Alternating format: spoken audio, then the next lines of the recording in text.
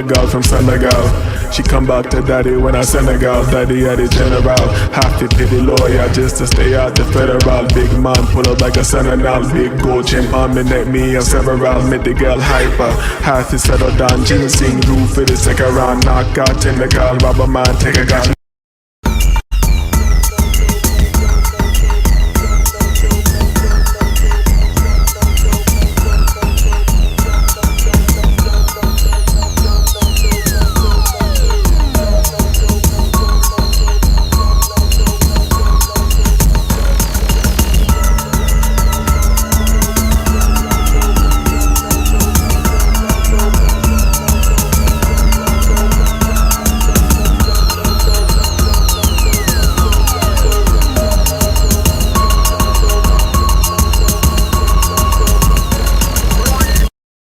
A lot, not a little, plenty. My quartz crystals never empty. There'll be no knots that fret me. Bitter like root tea, I'll use whatever works like Bruce Lee. You only need a little like Tootsie. Baby had a biggie, it was juicy. I like it really weird like kooky. I switch my style up every year, it's a new me. You thought you knew me, let me introduce me. Yo. Yo, yo, yo. This is disagreeable. I am disagreeable. We are disagreeable. Welcome to another show on the fly. You feel me? I'm up, so I feel like talking some shit. Might as well get directly into it. I don't have clips saved or anything. You feel me? We can get into that later. We can get into that later. You feel me? We got Magical Family in the building early. What's good? We got Magical Family in the building early. You know, I'm going to drop the link early for the regulars if they want to come up and talk or whatever, but that's not necessary. I'm about to talk my shit. You feel me? So let me get in the mode. Got a little cold brew, a little milk, a little cinnamon sprinkled on it. We're about to get in the mode. Just give me a second. Where the fuck is my lighter? All right. I told you it's just not gonna be getting. Maybe I should add a banner on the bottom of this shit that it's just not a good. It might not be that exciting, or the show might get very good. Who knows? But we'll see. Give me 2 seconds.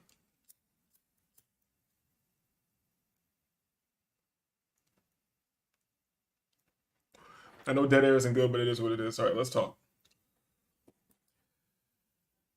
I'm trying to keep myself centered and in good spirits and concentrate on myself and moving forward. But if I pay attention to the media in the least bit, you feel me? Or the masses in the least bit, it's, I won't say it's like depressing. It's like I'm not depressed. And it's not shocking. It's not shocking at all. But it's just sad the level of clown world that we live in. You feel me? Especially during these times in times, you feel me? And this is election cycle bullshit. You get to really see how programmed, brainless, thoughtless people are. Straight drones getting downloads from the Matrix. You feel me? Even things that us, I speak loosely. I don't know we have a diverse crowd over here. The us who dabble in the conspiracy theory realm, as they like to call it, and areas like that. Even how we're being fooled, because we can all break down, like, we all know they're doing weird goddess worship and spirit work and doing weird what's the word? I want to use the right word. Ceremonial magic and shit like that right in front of our faces. So those of us with eyes to see and who have done the research, we understand what's going on. But even that is like a waste of time.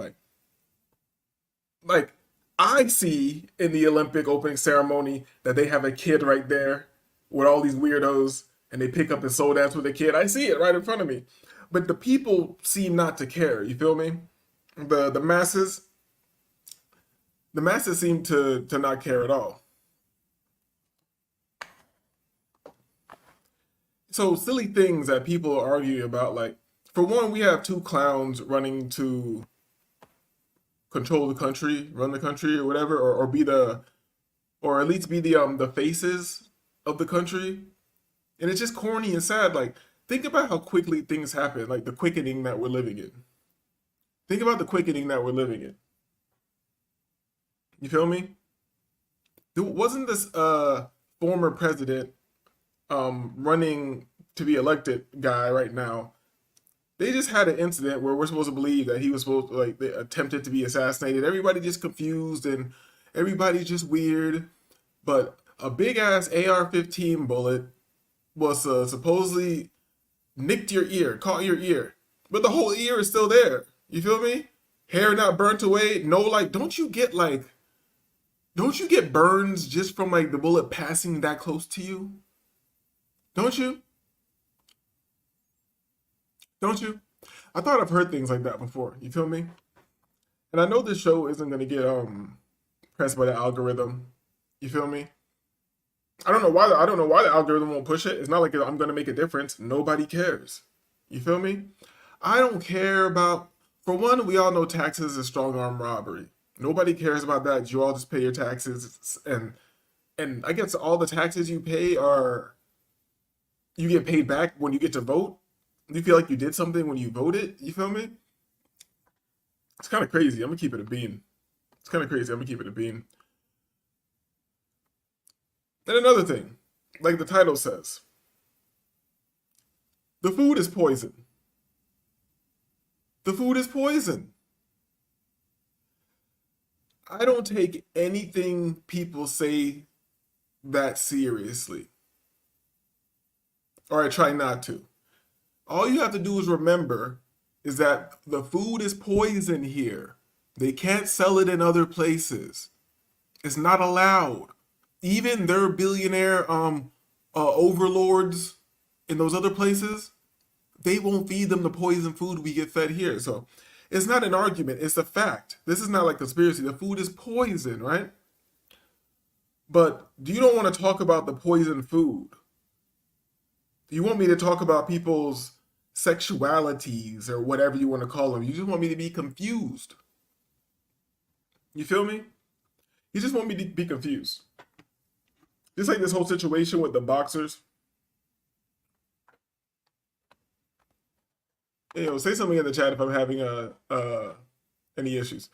But it's like the same situation with these boxers in the Olympics that are supposed to supposedly failed a gender test or whatever it's like. What's a gender test? Is that like a baby shower shit? That's like a gender reveal or some shit like that. So they failed this. So th- this is like 3 days later, and I still don't know if those are supposed to be like women with different hormonal levels, or they're supposed to be goddamn men beating up women. I don't even know. That's the mess that we're in. That's the mess that we're in. It's just confusing. You feel me?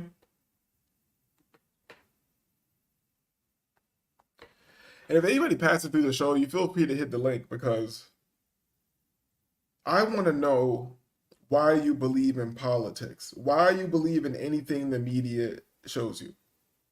I want to know. I'm not even judging you because you can tell me I'm crazy. Because people always say some dumb shit like, oh, because after I break down that you have no effect on the presidential race in the least bit, and this performative act of voting, this performative participation, you feel me? You have zero power. And then people like to come with the argument, well, you can affect your local, you need to vote in your local and all this shit, man. So the whole at a macro scale, everything is fake and theater. So, but you're telling me on the micro scale of this whole system that is real. So it becomes real once I get to my town and my county and shit. That's when things become real. That's when things become real. Who knows?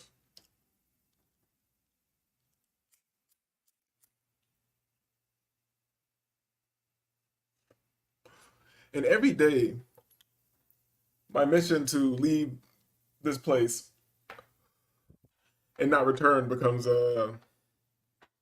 more and more clear and more solidified.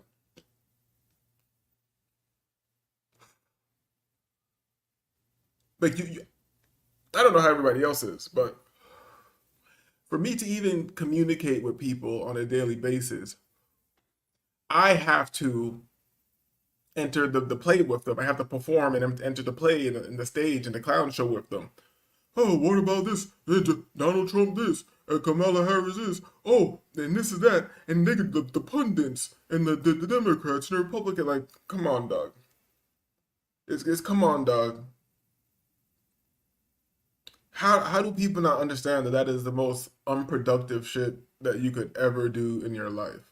You feel me?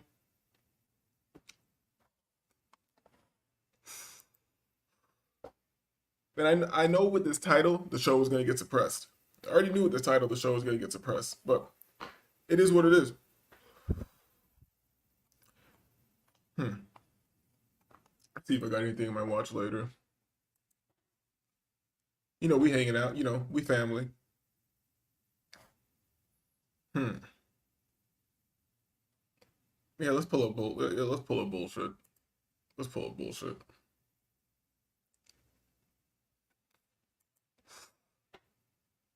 Give me 2 seconds. We're pulling up bullshit. And then we'll get back into talking about how everything's nonsense. You feel me? Random things saved to the watch later. You know it could be bad. There's always a chance it could be very bad, you know. But we'll see. We'll see.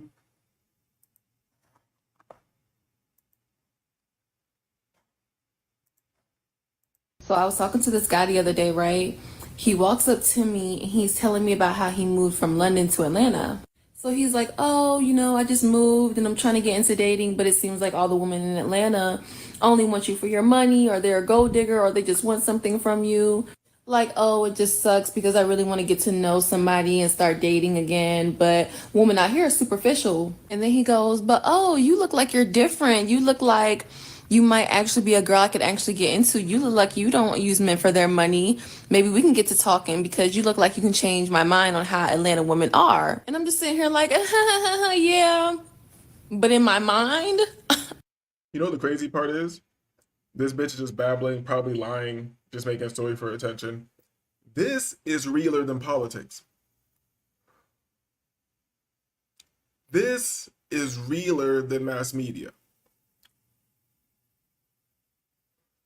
This is realer than the social environment. You feel me? And the crazy part is, this is less poisonous than your food. Isn't that insane? This is less poisonous than your food supply. I'm like, nigga, you don't even know who you just ran into. Like, you don't even know who you just ran into. You don't even know who you just met. I'm the final boss of using these niggas for their money. I am so sorry. I know you're trying to find the one, but it's not me. I am no better than these. I'm no better. Welcome to Atlanta, nigga. Okay. Yeah. I'm not sure who this guy is. Okay, I believe her. You feel me? I don't know. I don't know this channel. I don't know. I don't even know why I say this in my watch later. But we're bullshitting. We're just here ranting and dealing with clown world. You feel me? Any clips I pull up are gonna be pure nonsense tonight. You feel me? Because that's a reflection of the world. Why shouldn't I smoke a joint and watch women make up fabricated stories? It's like if that's the same thing as a presidential race. Kids that you know that you can take care of on your own. I'm seeing a lot of discourse about this Ballerina Farm girl, and I love Ballerina Farm. I would never knock the whole trad wife thing. I like that they cook fresh ingredients for their children and things of that nature. I have no problem with the husband staying home, providing whatever the case may be. But that lady is burnt out and she got them 7 kids. And that husband said no to nannies. And it's kind of like a mental illness that a man thinks that just you and your partner can take care of, him and you can take care of 7 kids by yourself. A lot of people did it before, you know. So I know, but shout out to the what do you guys call them? The modern woman, you know. Don't want to raise your kids or anything like that. That's just crazy. You know, raising your kids. Who would do that? It's a mental illness. Why would you think that? It's only 2 of you. You guys are automatically outnumbered. Never have the amount of kids that you can't take care of on your own. I mean, if if this man leaves you or whatever the case may be, and you can only take care of two on your own without feeling burnt out, then that's how many. That's crazy. I can only listen to women talk that long. Maybe I'll go back to talking about how the food is poisonous and nobody cares and everybody wants to talk about political theater, you know? People are like, you need to be into politics because these people are causing wars and all that shit. Nigga, you have no choice in what war happens where. You feel me? If you feel the how do I say this? If you feel compelled to give your energy and protest or do this or that or whatever, you probably felt compelled because you were told to feel compelled to do so. You feel me? And since everything is so confusing, I feel like the best thing is to do is nothing. When I say do nothing, I don't mean like be unproductive for yourself. No, I say be very productive for yourself. Just be unproductive for society. Being productive for society might be a byproduct of being successful for yourself, but who cares about that? That's not the goal. You feel me?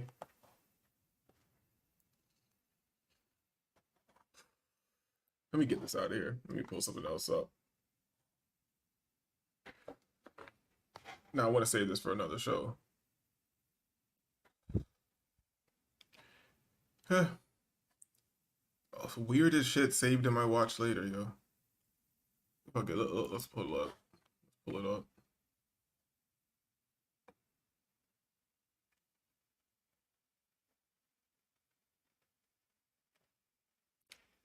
Hey, give me a second.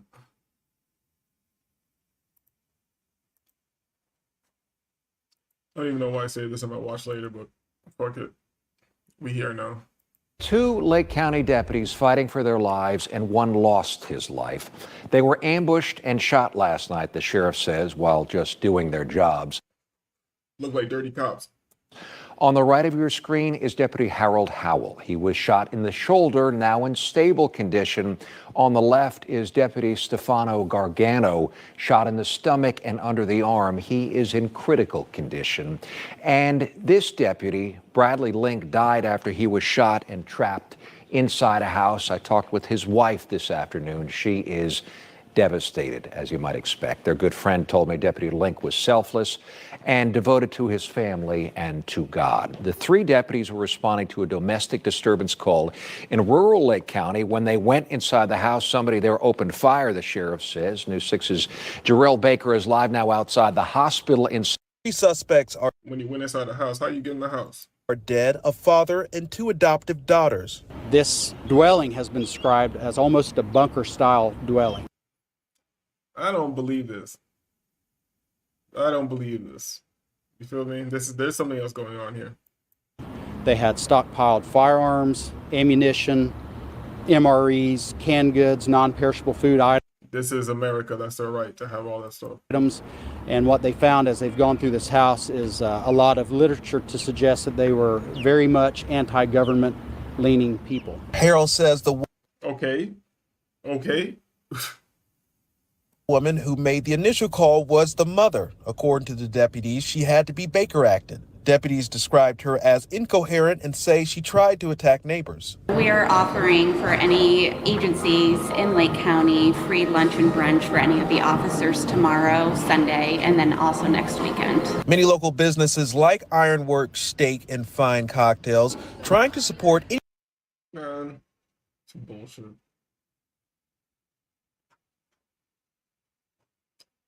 Yeah, let me see. Maybe I should change the title. I'm being suppressed. I'm being suppressed. Yes, it is what it is, dog.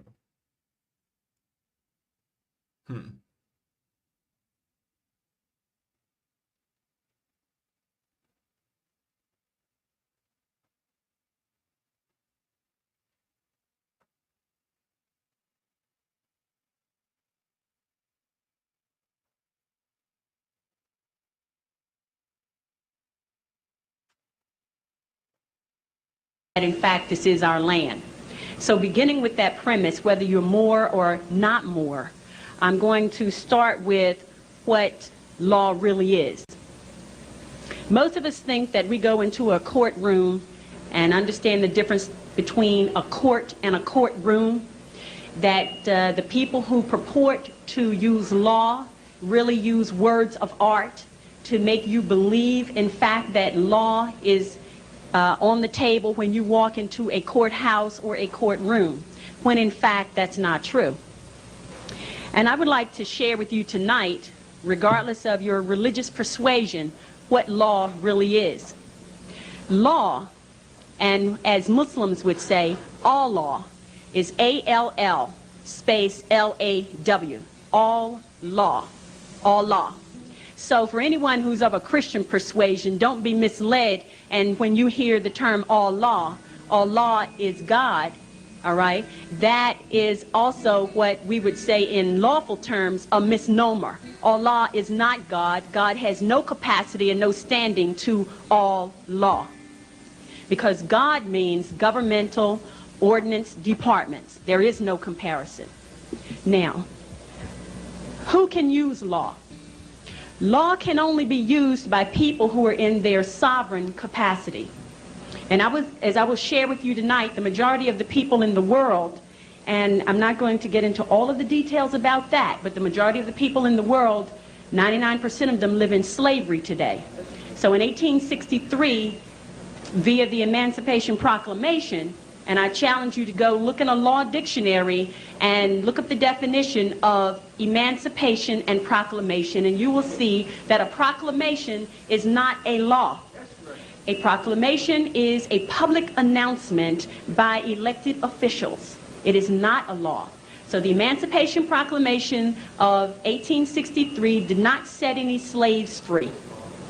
What it did was standardize slavery, the United States being the model for the standardization of slavery, that all of the other nations around the world, as they reduced their people from their sovereign capacity and forced them to join nation states, then they were able to issue statute, codes, ordinances, resolutions on them. And a statute, as in a state statute of the Commonwealth of Pennsylvania, is not a law. It is corporate policy of the corporation that calls itself the Commonwealth of Pennsylvania Incorporated. All right? Now, a code is not a law.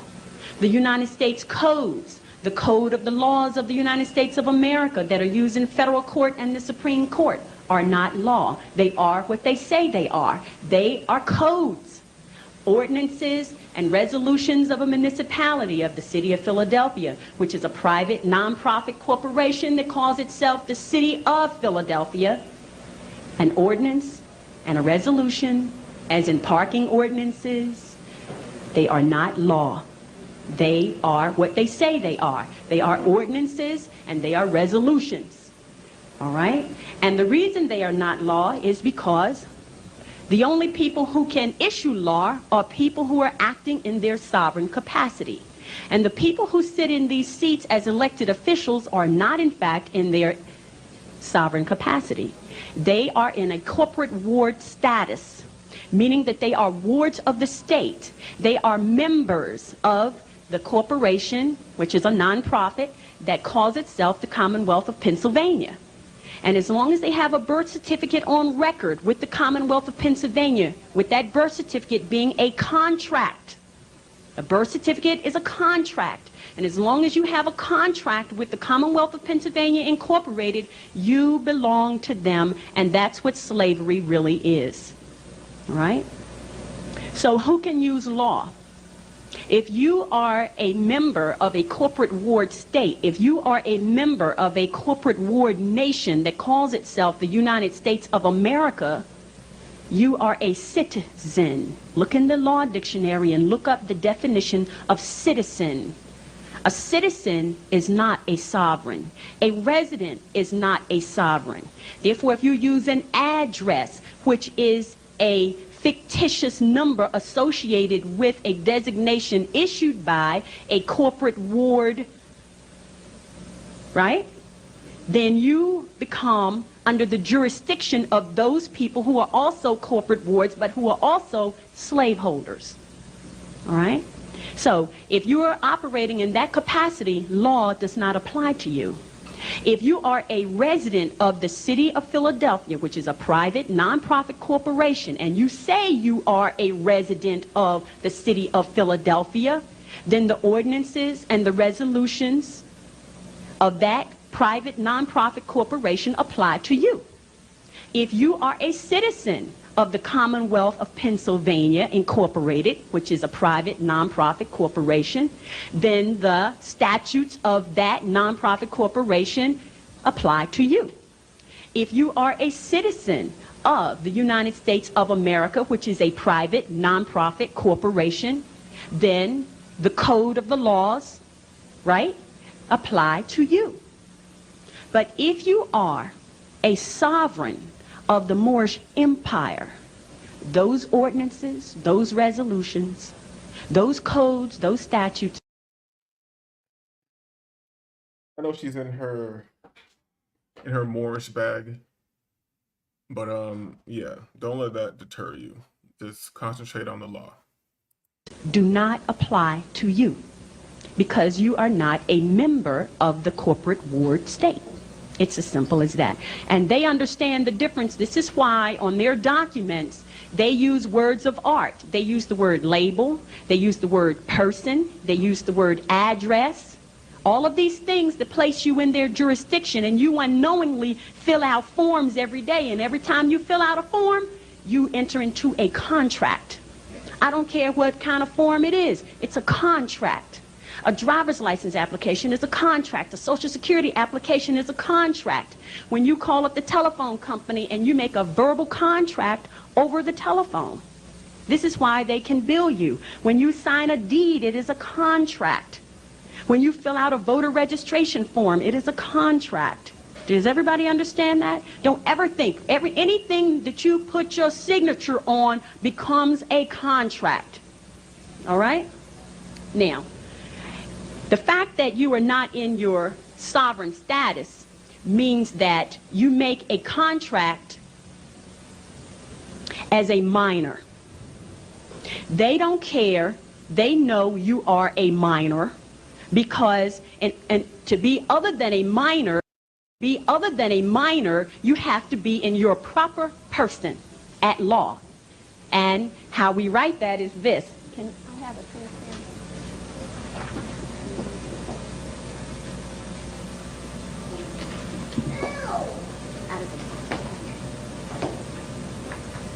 That's working.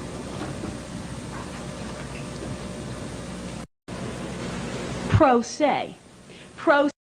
Hold on. This weak ass VHS bootleg 125th New York Street dub. I can't see shit. Hold on. Sana, when you are in your corporate ward status, you look like this to the court.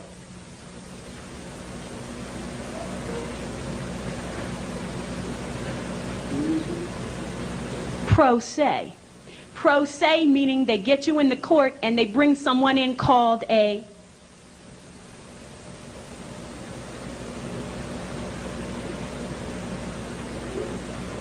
got that?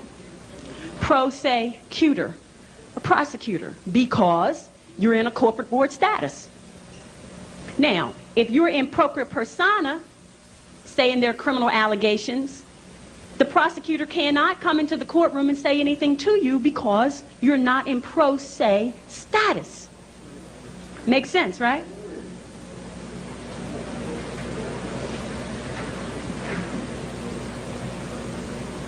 The issues of law are threefold. The issues of law are status, jurisdiction, and adjudication. The first thing that happens when you walk into a courtroom in your corporate ward status is that they already make the assumption that you are a ward of the state and that you don't know any better. So they immediately start adjudicating you. As Moors, the first thing that happens when we walk into a courtroom is that we place our status on the record. On the record. We come in with our flag, We come in with our treaty. We come in with the Constitution we signed with them, and understanding that the Constitution is a contract. It's a contract between who? It's a contract between the United States Republic and the United States of America. But there are certain clauses in that contract that apply to Moors, which takes us back to the Treaty of 1787. But that contract between the United States and the United States of America does not apply to us other than that part that discusses the treaty. So it's not relevant for us to go into any courtroom and argue about their ordinances, their codes, their statutes. The only thing we're in there to talk about is, have we violated the treaty? Have we violated that part, which is Article 6 of the Constitution, that applies to us? That's the only question in the courtroom. Because the status of the individuals looks like this.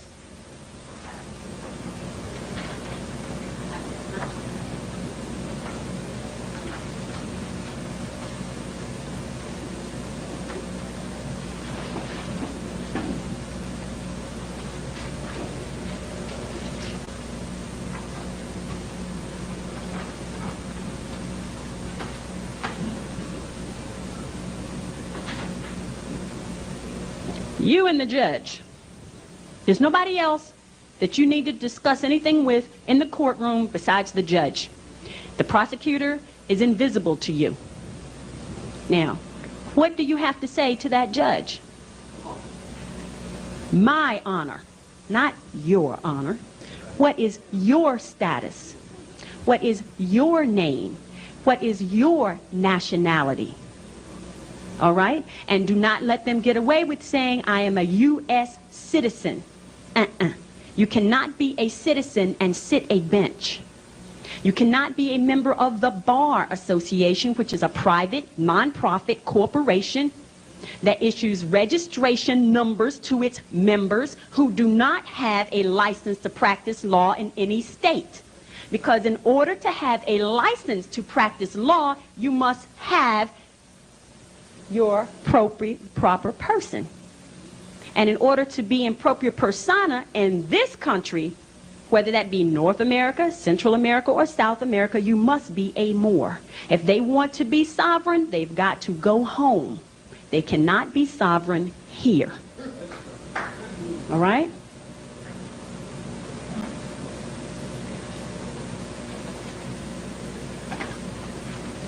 The next issue of law is jurisdiction. Now, let me stick with status. What is the status of the prosecutor? What is the status of the district attorney? What is the status of Lynn Abraham? Does anybody in this room know her nationality? I don't. That's an important question to ask her if she serves me with any papers. Who are you? Where is your license to practice law? Where is your proof of naturalization in my land? Who gave you the authority to be here? Right?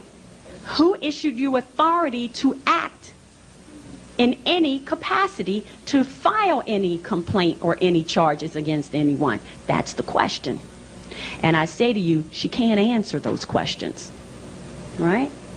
So then, if you go into a courtroom and nobody else has the status to be there, automatically challenge the jurisdiction of the court. There's nothing else that you need to say. There's nothing else to be said. Stand mute. Let them proceed, because guess what? They cannot proceed.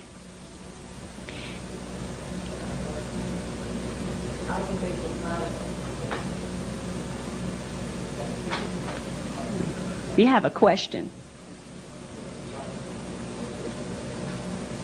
After the phone.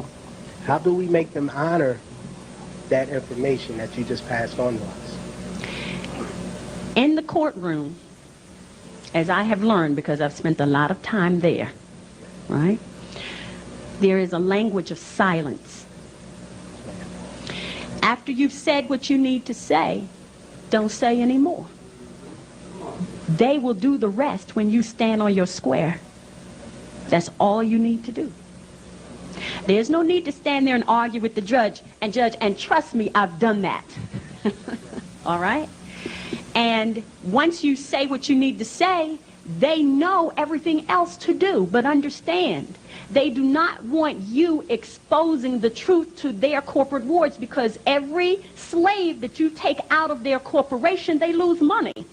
This is a money-making business. So don't go into the courtroom trying to expose the fraud. That's not your job. That's not why you're there. There's another venue for that. In that courtroom, because understand it's not court, because it's not law. And I'm going to get into that in a few minutes. So don't.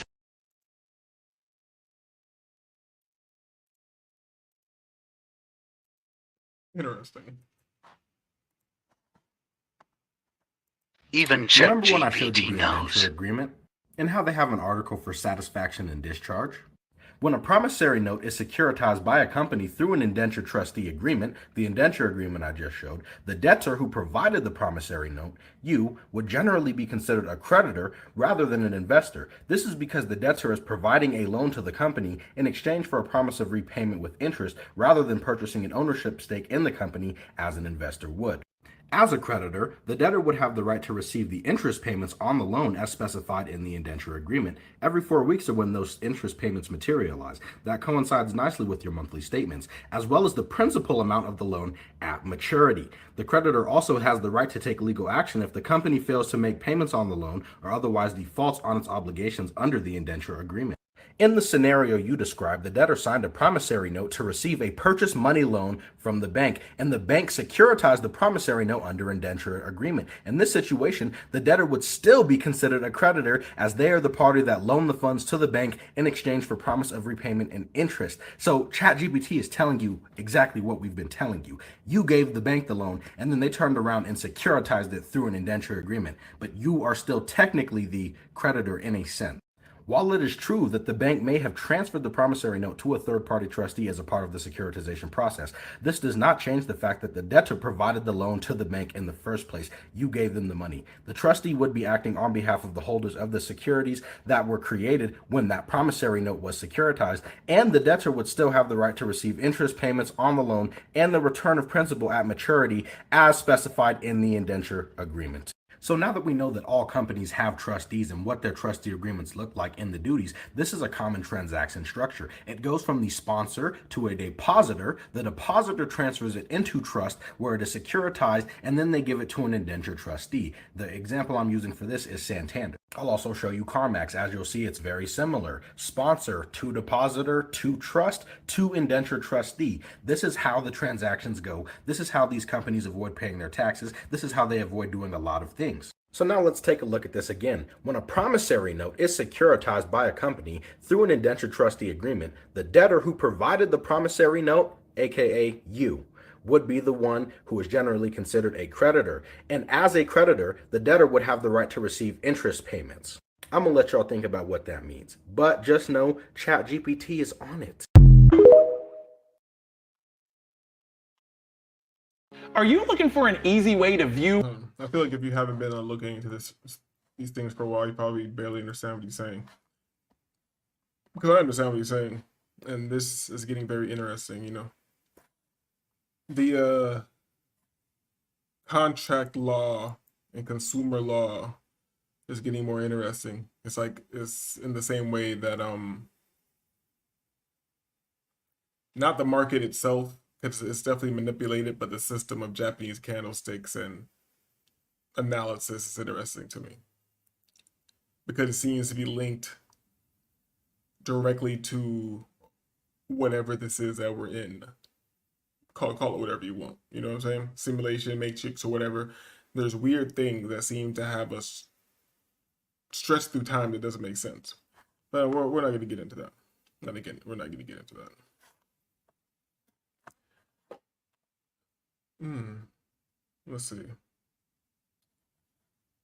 Let's see.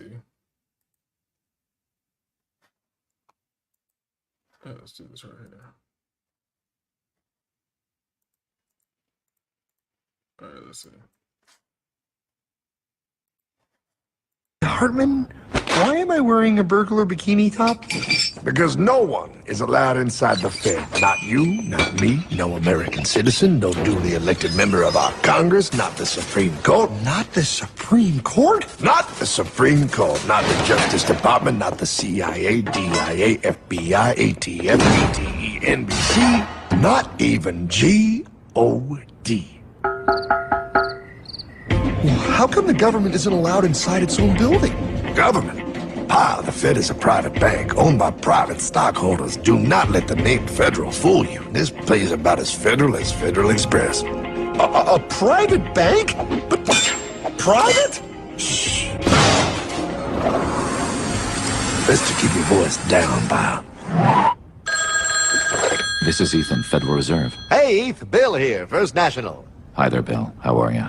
Good, good. We're running a little low on money. No problem. How much you need? Oh, how does 20 million sound? What?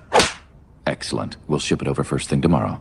Wait, he can just call up the Fed and ask for more money and they give him whatever they want? No, pal. The Fed don't give the banks money. The Fed loans the banks money. The banks have to pay it back with interest. Now, come on, time to go. Wait.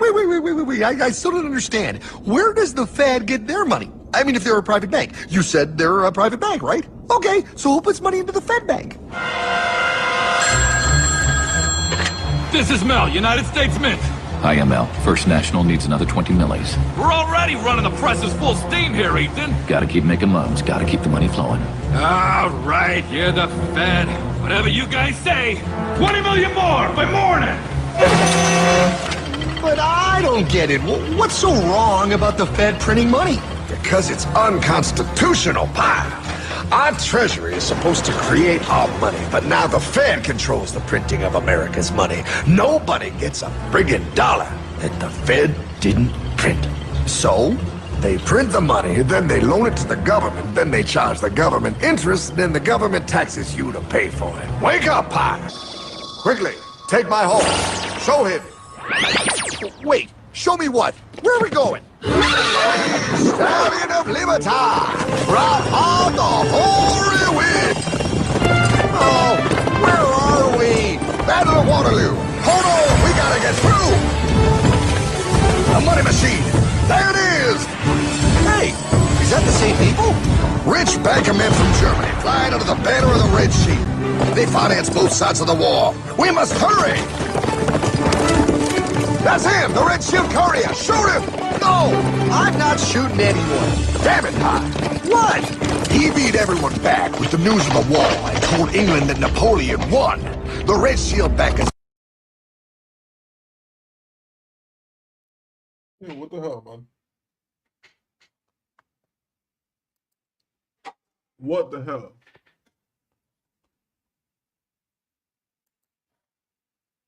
What kind of bullshit? This clip just lose sound in the middle? Is the whole show fucked?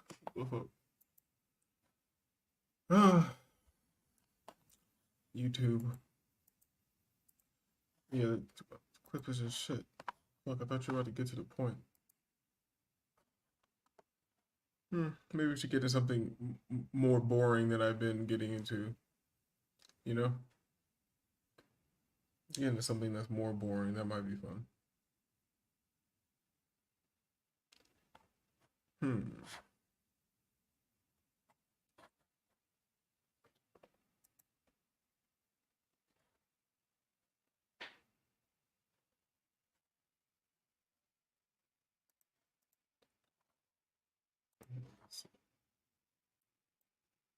There is nobody besides Pass the Freedom who is able to show you the type of proof that I'm showing you right now. One of our students just got $70,000 into his TDA account because he followed directions by endorsing his car contract and sending it to the trustee.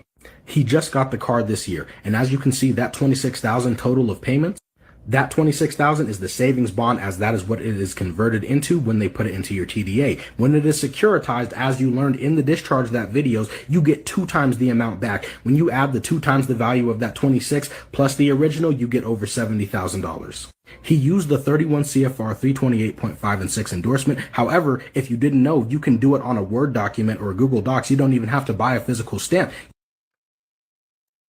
You can make the stamp in a Word document, and that's what he did. He stamped it, and they transferred it to his TDA account. It took more than 24 hours. However, he did the proper endorsement, and that's what I showed you in the beginning. He says, the gentleman in the second discharge that shit video you did gave me the idea to call them and ask them how to do it. So he called the trustee directly, like I said to do in the video, and they told him the proper endorsement to put on there.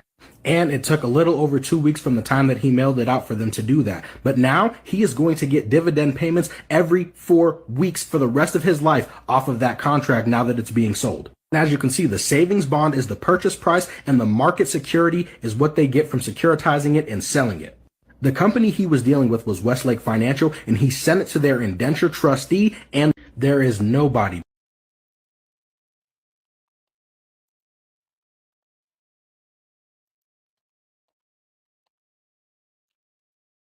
A bit of a rabbit hole. Pause. Snow Bunny. Let's see what's good with that.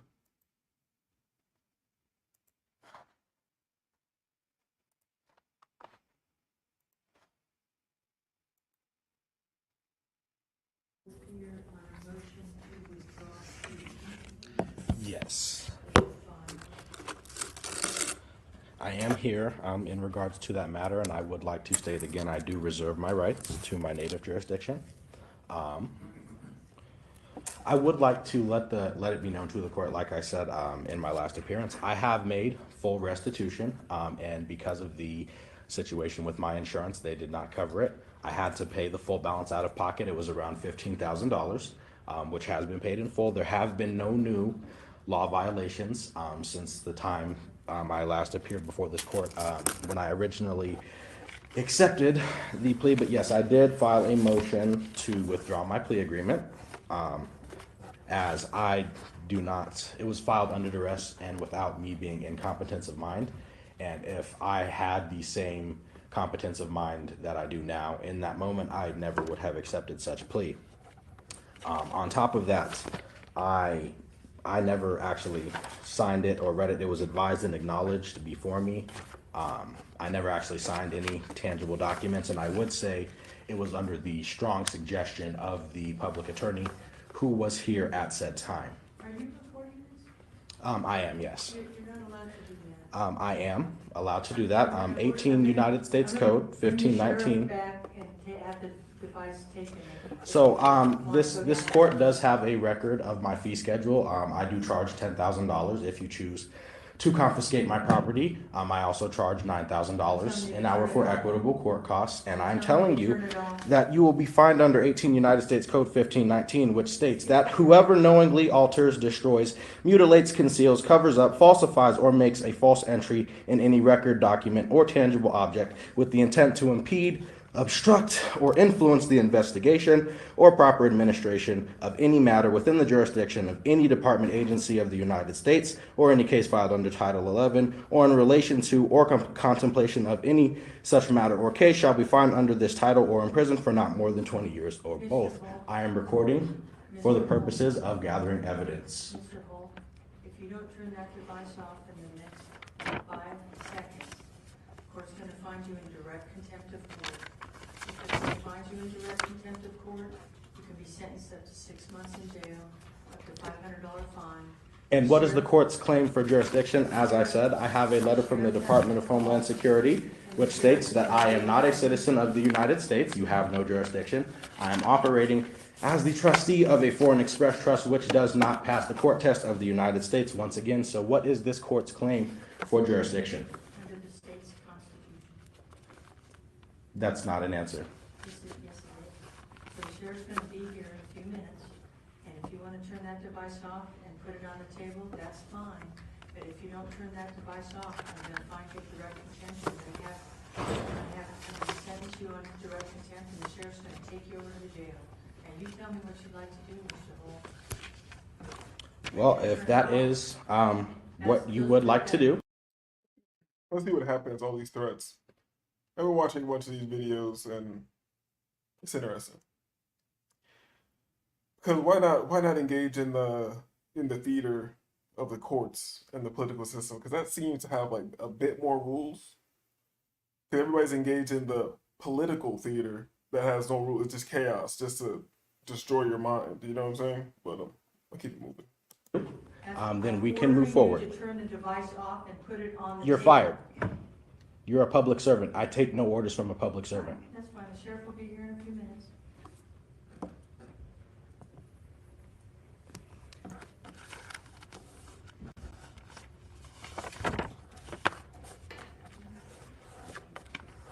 I will also have you know that Colorado is a one-party state. I could have not told you at all that I was recording, as I don't need your consent. Absolutely need my consent.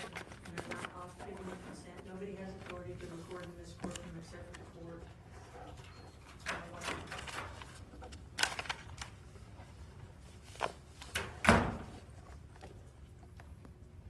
Well, where's the sheriff?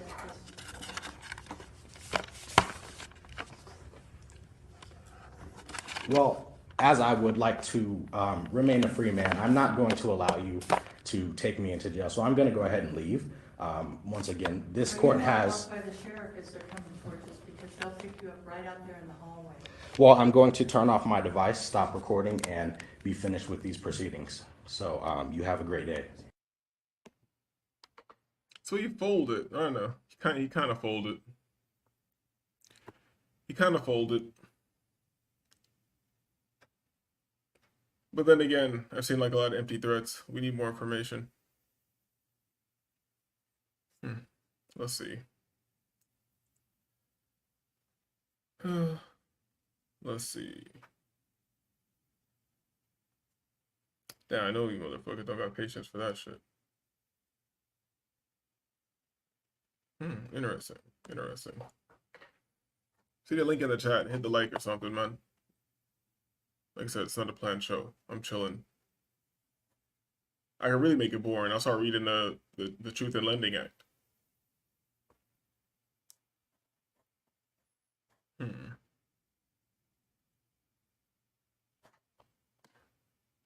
Yeah, you know who's even more boring? Let's go to Eon.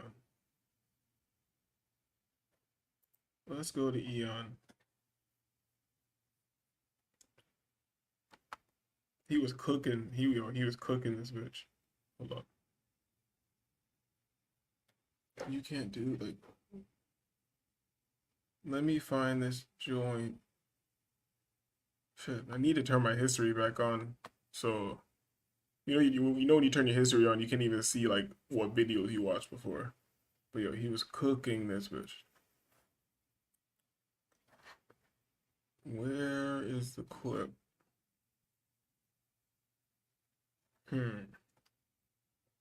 Excuse me.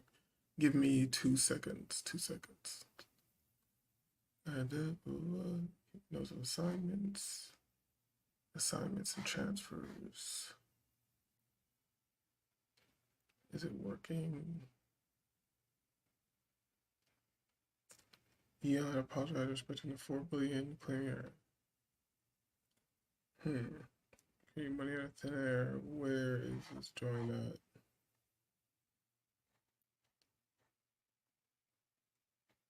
Hold up.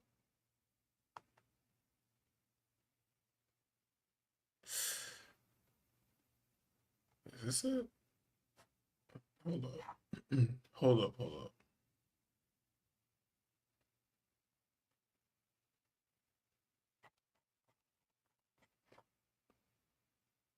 No, I'm pretty sure she was an Eon video.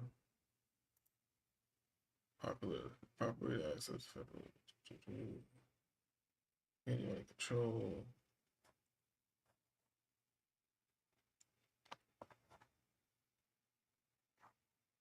Yeah, I'm trying to find a fire one because I know this. Trying to get some information and some fire because I know niggas don't like straight up information, so that is what it is.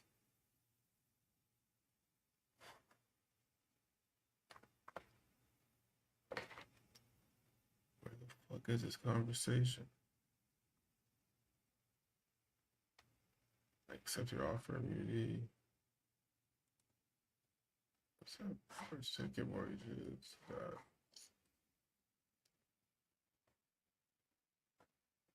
You put your pay your debts. Here's something interesting.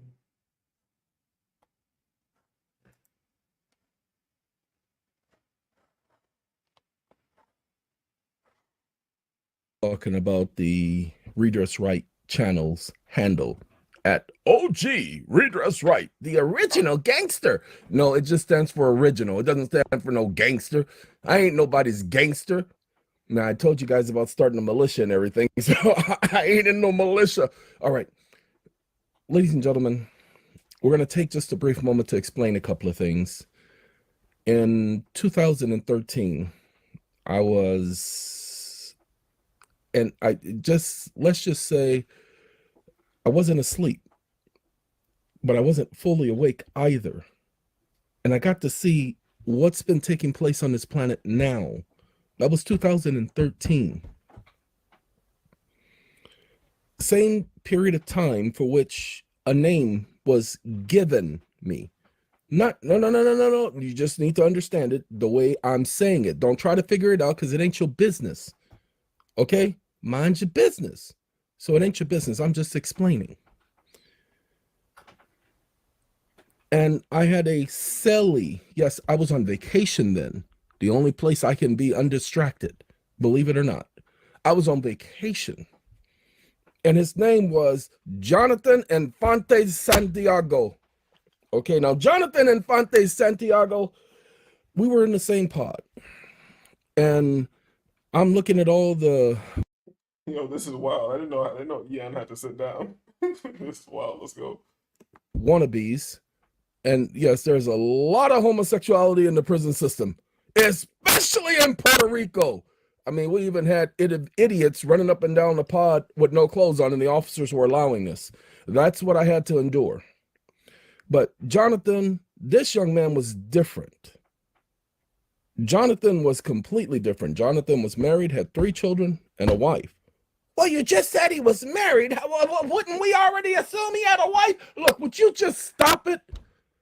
Okay, ladies and gentlemen, because as Kanye West told, I'm going to find that before this is over. Hold on 1 second. Hold on.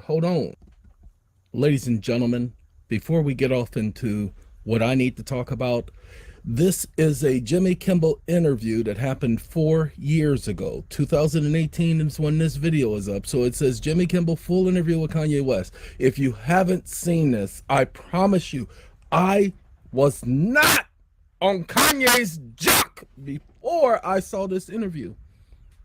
Okay. Now, I like some of his songs, but I wasn't Kanye. He was not my man.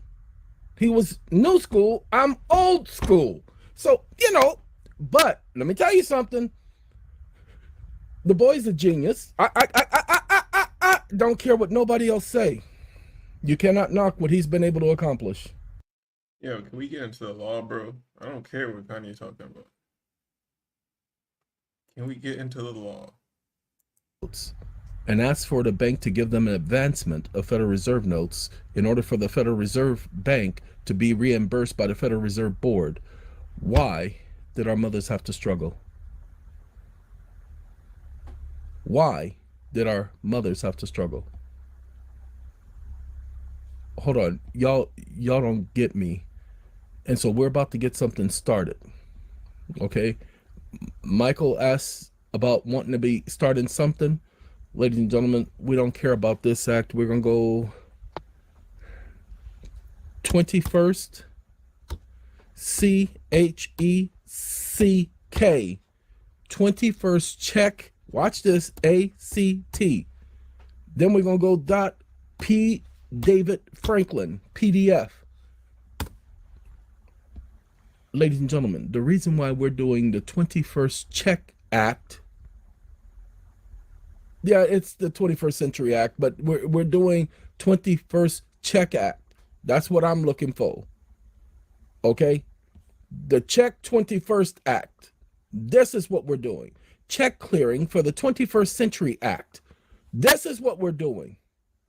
Why are we doing the Check 21st Act or Check 21 Act? Why are we doing that? Why am I pulling that up? Anybody? Let's see if it's, well, we can go. No, we don't care about the report to Congress. No, we don't care about no report to Congress.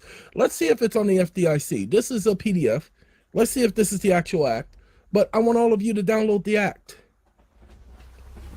Okay? First amendments to the Federal Reserve Board Regulation CC. Now, I want y'all to do me a favor. I don't know this right here. So I just want to do something.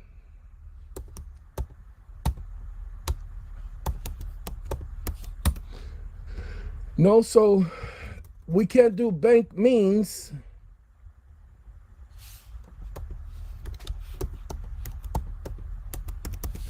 We can't do banking business, so this is not the 21st Century Act.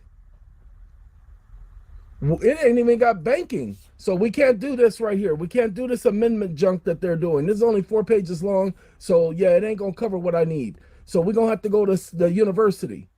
Where you at, university? Where? I don't care about no HR. That's a house. No, we don't care about them. We're gonna go here. University. I think this is the University of North Carolina. Okay? Institute of Government. All right, now what we want to do, we're going to do the same thing. Under the Check 21st law, okay, hold on. Oh, and that's what you guys don't understand. The checks can reproduce the banks can reproduce your instruments, your bills of exchange. Now, we can't search for it in here because this is only 2 pages long. And they just mark it legal copy. You guys, some of you guys have seen that document that says legal copy on it. But we're not concerned about the legal copy. So we can't use this one either. It's not long enough. You guys can use it, but what I need is the actual act. And I'm just not happy with the fact that it ain't here. So let's pull this up right here. This should be it. Come on now. Yeah, this is it right here. Copies. I didn't know it was about the check clearing thing. I just saw the Check 21 Act. So it's 21st Century Bank Act is what it was called. 21st Century Bank Act is what I called it. I've known about it for quite some time, because it was the thing that also talked a little bit about how it's only 19 pages, ladies and gentlemen. It talked a little bit about them credit cards, you know, how those individual corporations that are banks that give out debit cards, how they are banks. And so that's, you hear me say that from time to time, times to times. Now we're going to do bank means. It's under section 3. MEANS. No, we can't do the S. Oh no, it won't do that. Okay, banking. And then BU. Nope, don't have business. I know it's here. The term bank. That's what. See, I said means. Oh, because it has the quotation. The term bank means any person. This means you. This meant your mother. This meant your grandmother. This meant your grandfather. Ladies and gentlemen, you are all banks. Now, what you need to understand, the reason, ladies and gentlemen, why this is so important, that it's in the Check 21 Act, the reason why this is so important, that it's in the Check 21 Act, because I need you guys to see something. We can go all the way to the bottom because we can't make it to the top unless we start from the bottom. We told y'all. We got to go to the future. Kanye, thank you. Enacted October 28, 2003. Hold on. Last update, September 18, 2019. So, wait. Y'all don't understand why I'm doing this? Let me show you. Let me show you the way. Okay, we went to section 3. Where my term bank at? Right here. Section 3. This is your best friend. We don't want and shall include. We want the term bank means any person that is located in any state and engaged in the business of banking. How much more engaged? Motherfucker's topping out his microphone like crazy, man. It's good information. I want to catch this, but man, you topping out too much right now. Pause. You topping out too much right now. Let me get this out of here. Let me throw this while I'm on the hunt, chilling. Try to challenge them on the law. They already know that. They already know they don't have the proper status. They already know they're operating in your land fraudulently. All right? Just say what you have to say and back off. They will give you the window.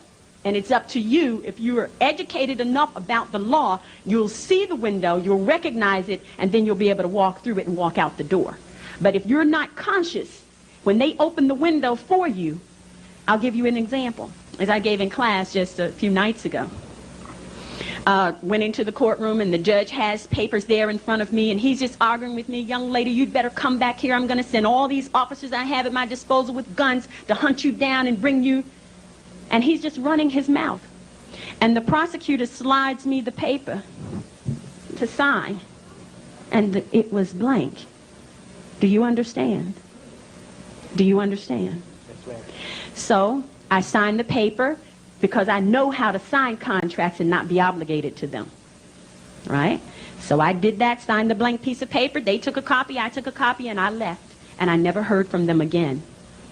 But if I had stood there, as I shared with class, and I have done this paper is blank, and I'm not signing it, and right? So all I had to do was come into the courtroom and say what I had to say. Now, I know how to present myself in the courtroom, Islam, right? And see the window and walk out.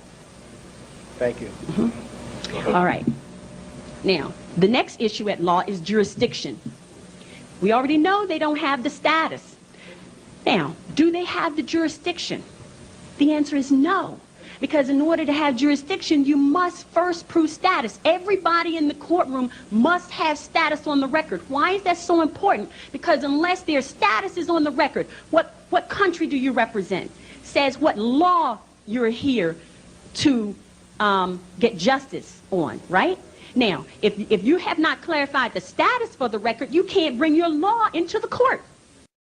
Because, and to be other than a minor, you have to be in your proper person at law.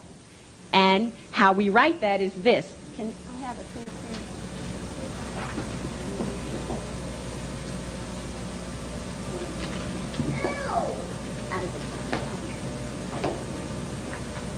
That's working.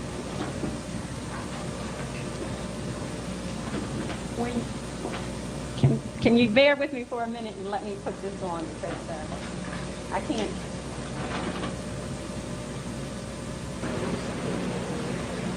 Can y'all see that? Impropria persona. Impropria persona. When you are in your corporate ward status, you look like this to the court.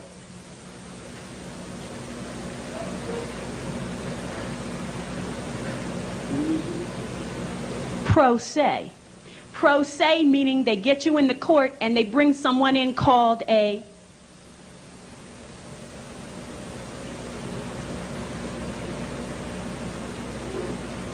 got that? Pro se cutor, a prosecutor, because you're in a corporate board status. Now, if you're in propria persona, say in their criminal allegations, the prosecutor cannot come into the courtroom and say anything to you because you're not in pro se status. Makes sense, right?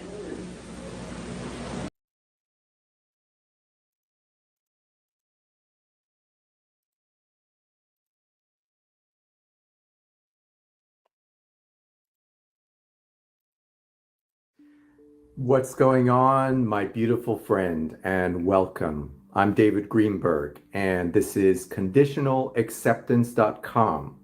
And I've got a bit of good news for you, because if you're like most people, and I've certainly was this way most of my life, you always experience a little bit of stress and anxiety every time you get a bill in the mail.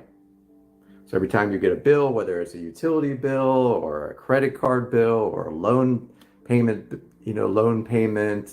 mortgage payment, whatever it is, tax liability, property tax, and on and on. So I think you and I can agree that for most people, this is something that's at least a little bit stressful, and it's not something that, say, we look forward to. But what if I were to tell you that every time you receive that bill, it actually contains a check? You might be thinking to yourself, David, what have you been smoking? What are you talking about? I know this sounds fantastic. And believe me, I thought the same thing the first time I heard this. But when you receive a bill, almost every time, we can't say it's 100% of the time because sometimes it doesn't include it, but let's just say 95 to 99% of the time, when you receive these bills, you're also receiving a check, or you're receiving an instrument that you can turn into a check. That would actually be a more accurate way of describing it. So first, what I'm going to do is I'm going to show you two examples, and then I'm going to come back here and kind of explain it. And then what I'm going to do is I'm going to give you some suggestions to move forward so you can start to take advantage of these checks in order to pay your bills. Okay, so let's start with the examples. Okay, so here's the first example. I'm going to try to hold it up in a way that you guys can see it. And of course, I've redacted my personal confidential information. So this happens to come from Discover, so it's a credit card check. So how do we know it's a check, or how do we know it could be used as a check or a money order? If you look at the bottom, you will see there are some routing numbers that don't quite match up to the account number. So in some of them they do, but there's always these routing numbers, and you're probably thinking to yourself, what does that mean? And also there's some barcodes, and you'll notice that it looks like a check in the sense that it has an amount, it has a from, which is this case is you, and then it usually has a to, which could include the name of the corporation, or in this case it just has the address. Okay, so there are going to be some variations, but basically if you look at it, it has a lot of the elements of a check. It's really just missing a pay to the order of statement and the amount written out in words, and then of course an endorsement, which would be a signature. So really it's just missing a few things. One more example, and I printed this out, so it wasn't printed by the actual credit card company. And of course I've redacted all the confidential information so that if I upload this, say, to YouTube, they can't ding me for sharing confidential information. But again, you'll see that it has certain routing numbers and account numbers, barcodes, it has the from and to, it has the pay amount, and so on and so forth, amount enclosed. And they always say, please return this portion with your payment, or something like that. So they're always telling you to send this in with your payment. So why is that? So let's step back. I'm going to step out of the examples and we'll come back and let's talk this through. So why are these companies sending you a check or a coupon that can be turned into a check? Why are they doing that? Well, to understand this, we need to go back to the Emergency Banking Act of 1933, what's also been called HJR 192, which stands for House Joint Resolution 192. And I think it's also been codified as, I'm not going to remember the name of the law. I think it's Public Law 73.10, but I'm not 100% sure about that. But it was eventually codified into the US Code as law, as statute, I should say, not not law in the sense of common law because it's commercial law, and everything that we're dealing with in the U.S. Code is essentially commerce.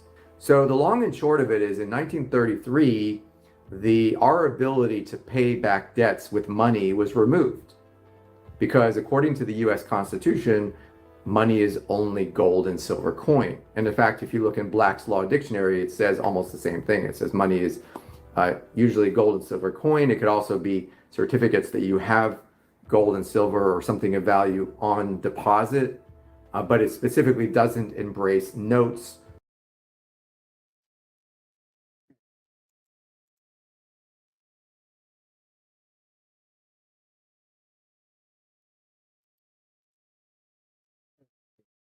We look at a money in usual and ordinary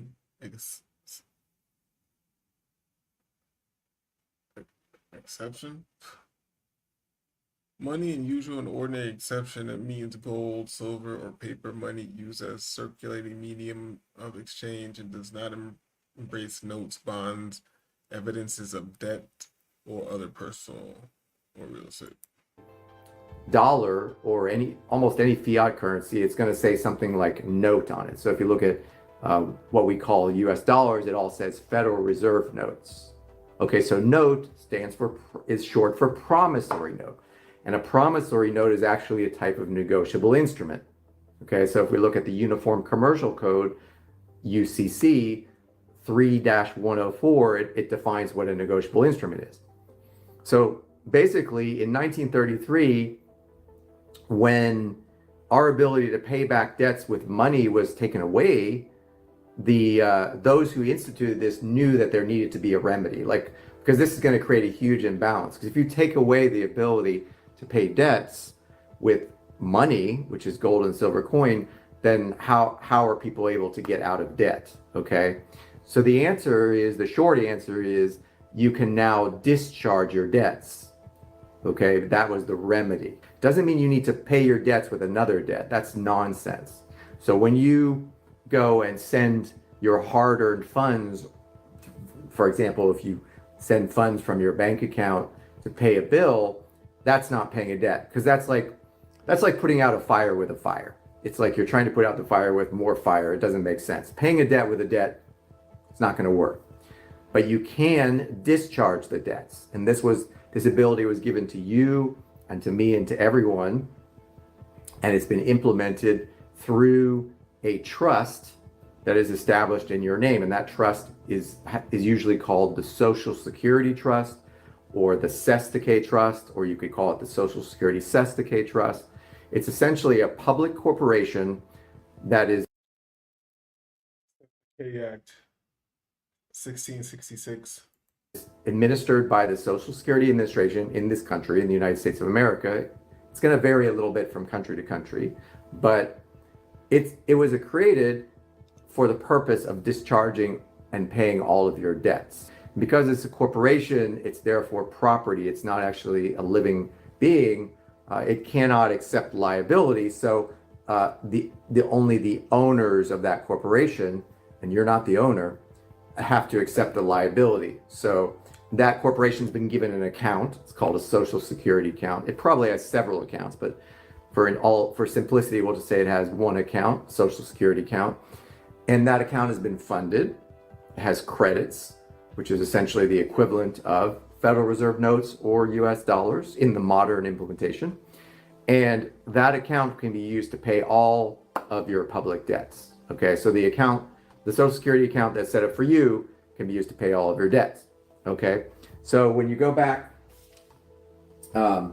and I cover this in my free live workshops that I conduct every Saturday on Zoom. So I'm going to provide a link somewhere. If you want to go sign up, it's completely free. It's a live workshop on Zoom, and I kind of walk through what you would need to do specifically in order to endorse these checks and endorse these coupons and turn them into a check so that the funds can be paid out of your account. Actually, they are paid out of your account already. It's just you're giving permission to transfer the balance for offset to set the account back to zero.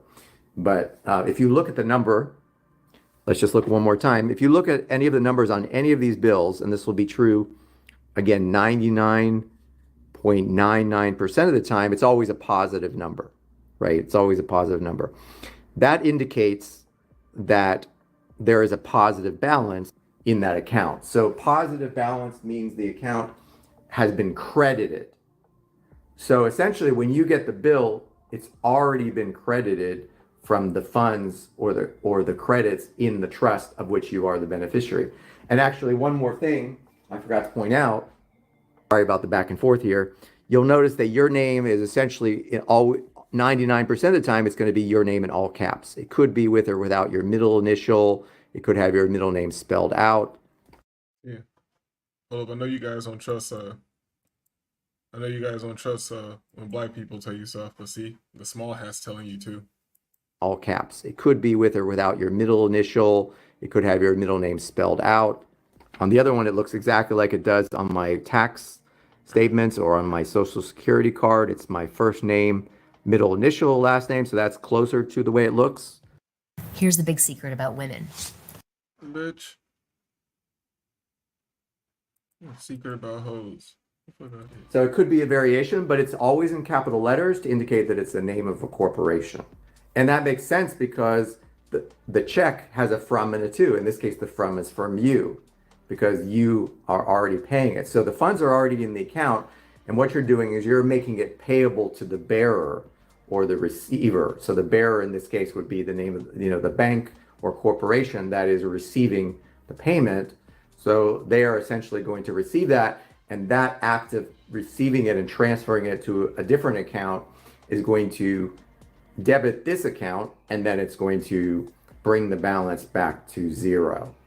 Okay, so that essentially how you pay it. And if you look up payment in Black's Law Dictionary, 4th edition, the reason we use 4th edition, sometimes people ask me this, like, why don't you use like the 9th, the 11th edition, whatever the most recent is?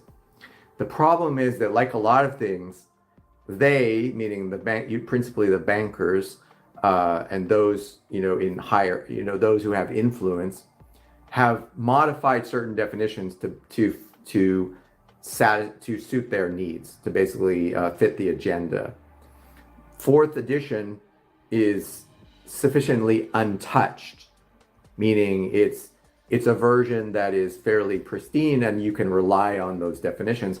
And the thing about definitions is they don't expire. So if you use a definition from the Black's Law 4th edition, it's still going to apply today. So if you look up the definition of, a payment, payment is the performance of an agreement or the fulfillment of a promise or obligation. And that's essentially what you're doing. When you make a payment here, you're just performing based on the agreement, because the agreement is the funds were paid out of the trust, and basically to perform, all you need to do is do a proper endorsement, add some codes, add some information to that check to make it into a check or a money order. So you're doing endorsements and then adding special instructions and sending a nice letter along with it to explain to the officer in the corporation how to process that payment. So that's all you have to do. You don't have to send in a check of your own from your own bank account. You don't.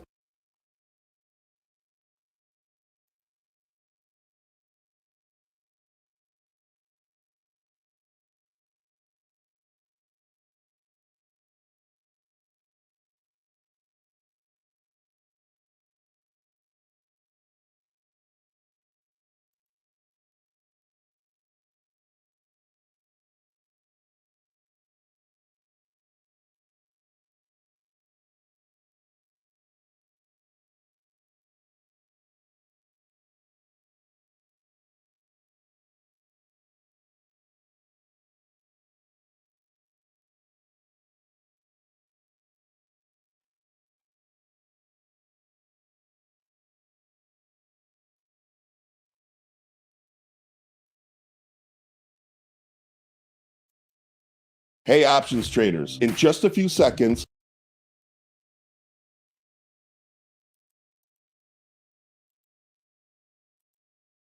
use this term law this is a spiritual concept. This is not, getting lost in the weeds.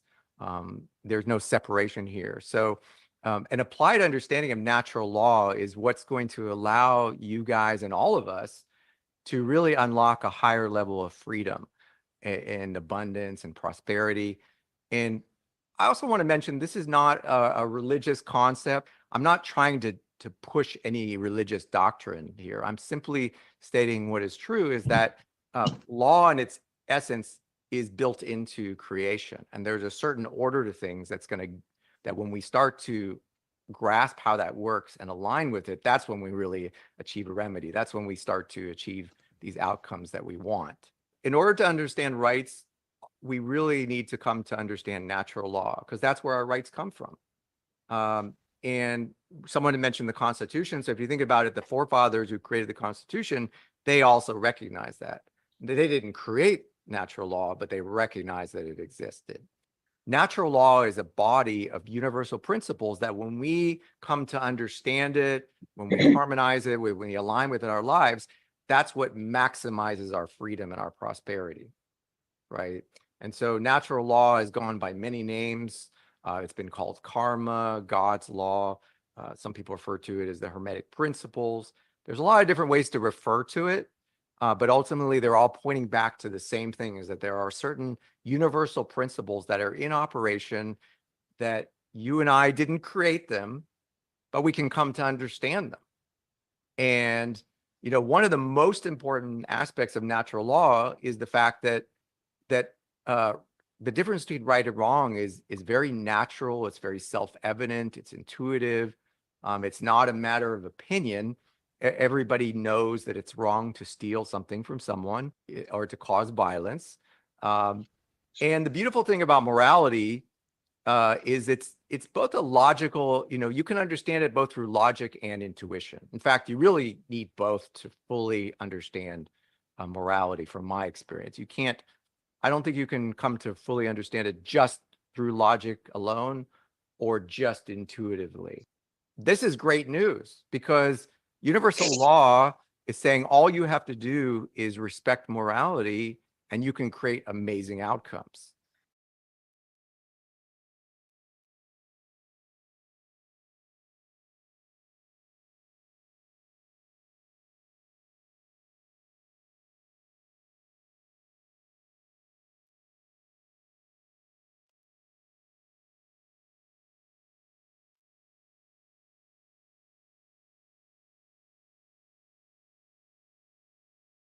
How do celebrities like Justin Bieber and the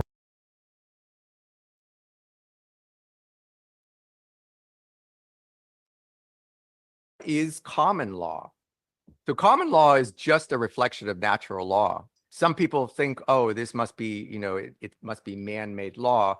And it is something that we express as human beings, but it's really just bringing natural law into a framework that's easy to understand and relate to. Common law, there's a couple of different ways to formulate it, because it is a largely oral tradition that is sometimes written down. This particular formulation, I think, really sums it up well. The main principle is we cause no harm, no injury, no loss to others. We always act responsibly and proportionally in all circumstances, which, by the way, sometimes allows us to cause harm as an exception. For example, if you need to defend yourself and stop someone from attacking you, you may inadvertently harm them, but that's justified. That's acting proportionally to the circumstance. Or if a doctor needs to save someone's life, they may need to break open their chest to save their life. They're causing harm. You have a right to do anything that does not infringe on the rights of anyone else. Let me say that one more time. You have a right to do anything that does not infringe on the rights of anyone else. Conversely, no one may claim ownership of your rights. Now, you can contractually give up certain rights, not all of them.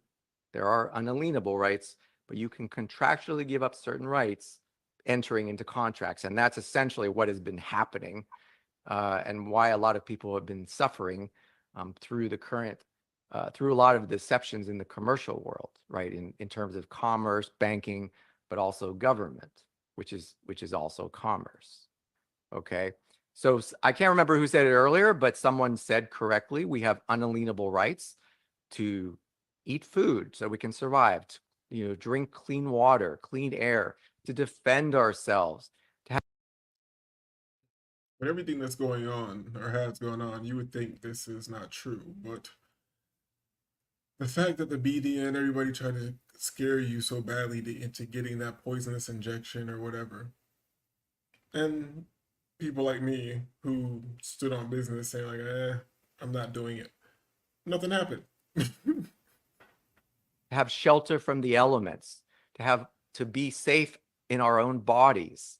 These are unalienable rights. They are rights that no one can claim ownership of them for any reason, not even once. But we still need to assert our rights. That is why we are here today. It's not automatic.